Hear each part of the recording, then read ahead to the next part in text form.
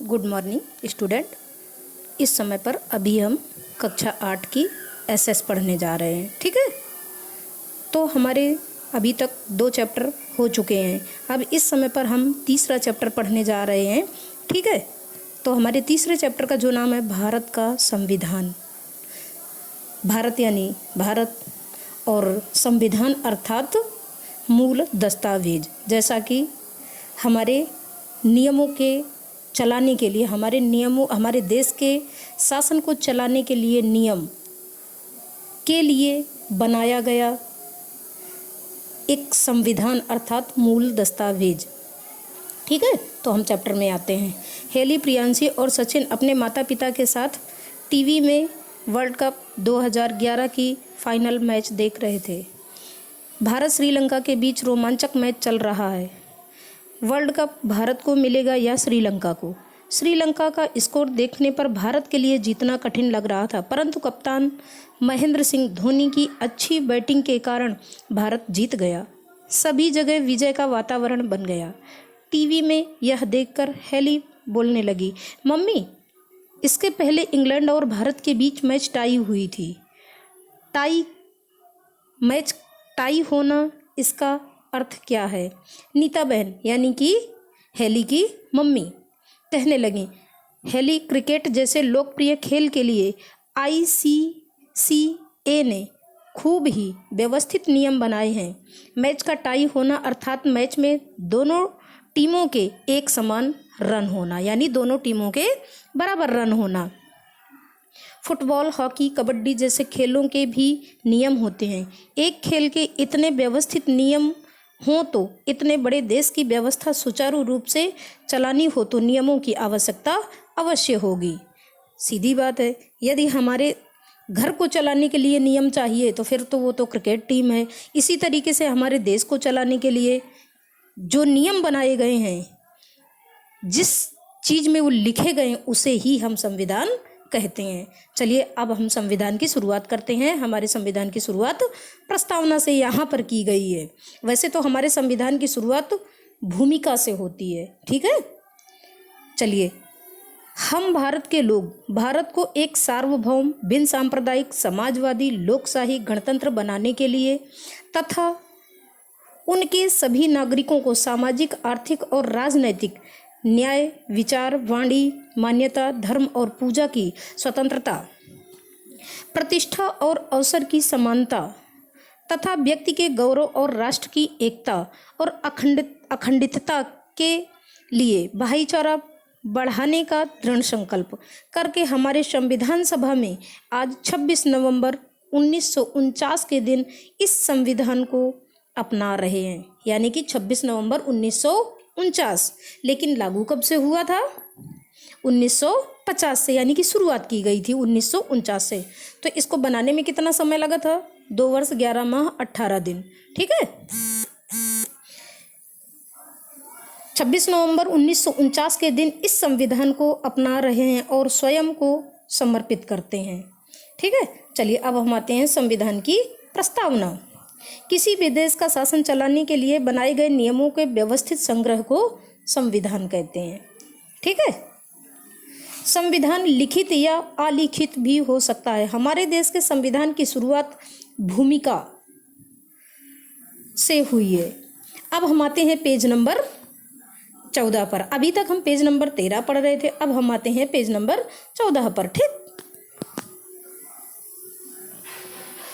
भारत का संविधान जो कि लोकशाही, समाजवाद, धर्मनिरपेक्षता तथा राष्ट्रीय अखंडता तथा राष्ट्रीय लक्ष्यों का आधार स्तंभ है। भारत के स्वतंत्र होने के साथ संविधान सभा पूर्ण रूप से स्थापित हुई। संविधान सभा ने 9 दिसंबर 1946 से अपना कार्य करना शुरू किया। इस तरीके से उसे 2 वर्ष लगे। 1946 से अपना कार्य करना शुरू किया। संविधान सभा में विद्वान नेताओं का एक विशिष्ट समूह था। इन नेताओं की दीर्घ दृष्टि तथा राजनैतिक दृष्टि में समाविष्ट होती है। जवाहरलाल नेहरू, डॉक्टर राजेंद्र प्रसाद, सरदार पटेल, मौलाना अबुल कलाम आज़ाद, यानी कि मौलाना अबुल कलाम आज़ाद, श्यामा प्रसाद मुखर्जी, सरदार पटेल सिंह, सरदार बलदेव सिंह जैसे नेताओं ने मार्गदर्शन दिया। फ्रैंक एंथोनी एग्लो इंडियन तथा HP मोदी ने भी प्रतिनिधित्व किया। अल्लादी कृष्ण, स्वामी अय्यर, डॉक्टर BR अम्बेडकर के M मुंशी जैसे विशेषज्ञ इस संविधान सभा के सदस्य थे। सरोजनी नायडू तथा विजयलक्ष्मी पंडित जैसी महिला भी सदस्य थीं। यानी कि ऐसा नहीं था कि केवल पुरुष जाति ही संविधान को बनाने में सदस्य बनाए गए, महिलाएं भी हमारी कभी कम नहीं रही हैं भारत की। यानी कि विजयलक्ष्मी और सरोजनी नायडू भी संविधान सभा की सदस्य थीं। ठीक है, हाँ, तो अब हम आगे बढ़ते हैं। डॉक्टर राजेंद्र प्रसाद को संविधान सभा का अध्यक्ष बनाया गया। किसे अध्यक्ष बनाया गया? डॉक्टर राजेंद्र प्रसाद को। संविधान का कानून तैयार करने के लिए कानून समिति बनाई गई, जिसके अध्यक्ष डॉक्टर BR अम्बेडकर थे, यानी भीमराव अम्बेडकर थे। संविधान सभा की 2 वर्ष 11 मास 18 दिन में 166 बैठकें हुई, जिसमें 26 नवंबर 1949 के दिन संविधान को संविधान सभा ने सम्मति प्रदान की, जो 26 नवंबर 1950 से लागू की गई। हम 26 जनवरी क्यों मनाते हैं? अब पहला सवाल आता है। यानी कि हम संविधान लागू करने की खुशी में, संविधान का एक तरीके से अगर जो कहा जाए तो हम संविधान दिवस मनाते हैं।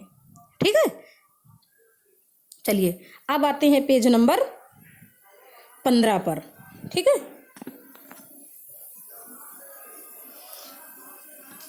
संविधान की क्या आवश्यकता है? संविधान ना होता तो संविधान के, हाँ तो सुनिए क्या आवश्यकता है वो समझाया गया है। संविधान के बिना किसी भी देश के शासन की कल्पना ही नहीं की जा सकती। यानी संविधान के बिना किसी देश के नियमों को पारित ही नहीं किया जा सकता, यानी लागू ही नहीं किया जा सकता है। संविधान से बहुत से उद्देश्य सिद्ध होते हैं। यह एक ऐसा दस्तावेज है कि जो आदर्शों को एक सूत्रबद्ध करता है, यानी एक सूत्र में बांधने का काम करता है। संविधान ही बताता है कि हमारे देश की सरकार किस तरह की होगी, हमारे देश की व्यवस्था किस तरह चलेगी। लोकशाही शासन व्यवस्था में हम अपने नेताओं का चयन करते हैं, जिससे हमारे द्वारा वह सत्ता संभाल सकें। फिर भी ये नेता अपने अधिकारों का दुरुपयोग ना कर सकें, उसके लिए संविधान में उपाय बताए गए हैं।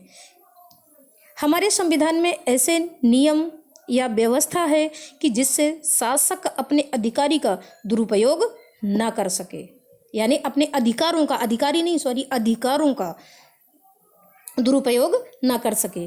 भारतीय संविधान में ऐसे बहुत से प्रावधान हैं, प्रावधान अर्थात नियम हैं।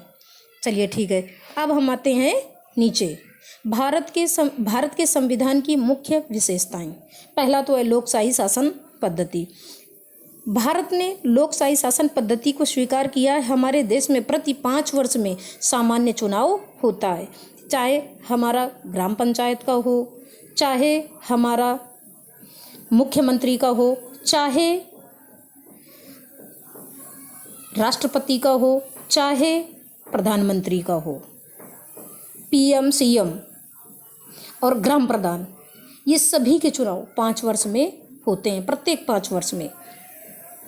इनमें 18 वर्ष या अधिक उम्र वाले नागरिक मतदान करते हैं। मतदान करना अर्थात वोटिंग करना।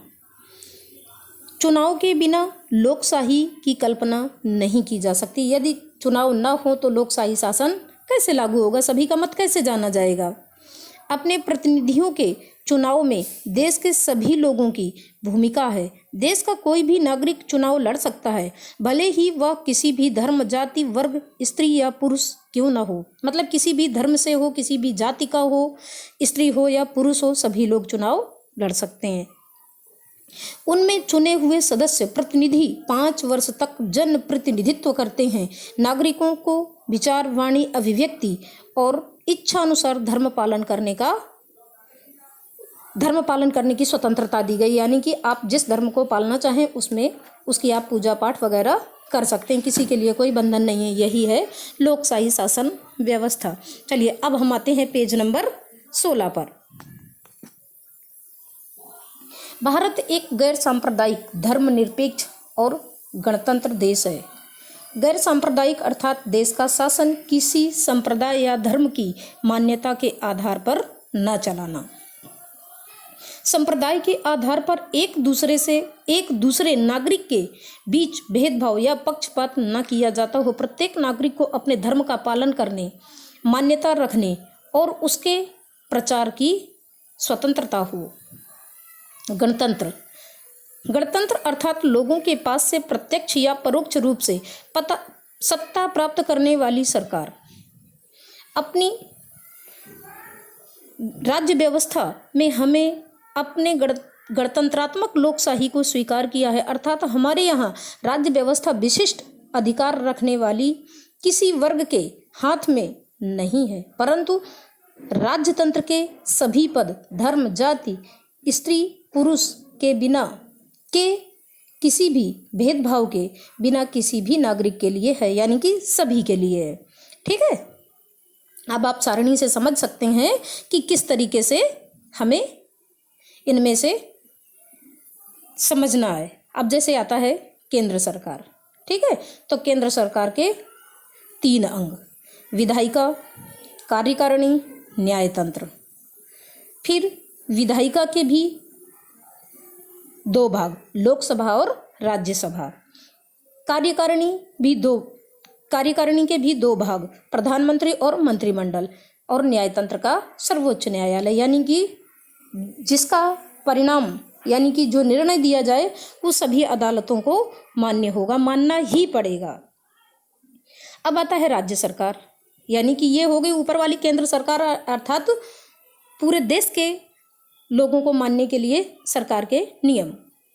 ठीक है, अब आता है हमारा राज्य सरकार, यानी कि हम जिस प्रदेश में रहते हैं वो राज्य कहलाता है। राज्य अर्थात प्रदेश। ठीक है, तो वहाँ पर किसका चुनाव होता है? राज्यपाल का। अब राज्यपाल के भी 3 अंग, यानी कि राज्य सरकार के भी 3 अंग। पहला विधायिका, दूसरा कार्यकारिणी, तीसरा न्यायतंत्र। पहला तो विधानसभा और विधान परिषद। विधायिका के 2 अंग, विधानसभा और विधान परिषद। फिर कार्यकारिणी, मुख्यमंत्री और मंत्रिमंडल, इसके भी 2 कार्य यानी कि 2 अंग हो गए। और अब आता है फिर से न्यायतंत्र। न्यायतंत्र में आता है उच्च न्यायालय। केंद्र सरकार के लिए सर्वोच्च न्यायालय और राज्य सरकार के लिए उच्च न्यायालय। अब आता है स्थानीय स्तर पर न्याय। तो पंचायती सत्ता यानी ग्राम प्रधान की राज्य सत्ता। फिर जो हमारे गांवों से बड़े हैं, जहाँ 2.5 लाख से अधिक पब्लिक है, वहाँ पर किसका चुनाव होता है? महानगर पालिका का और नगर पालिका का। जहाँ पर 5 लाख से अधिक की पब्लिक होती है, मतलब लोग होते हैं वोटिंग करने वाले, वहाँ पर महानगर पालिका। और जहाँ पर 2,50,000 से लेकर 2.5 लाख तक के लोग होते हैं, वहाँ पर नगर पालिका। ठीक है, चलिए इस प्रकार अब हम आते हैं पेज नंबर 17 पर।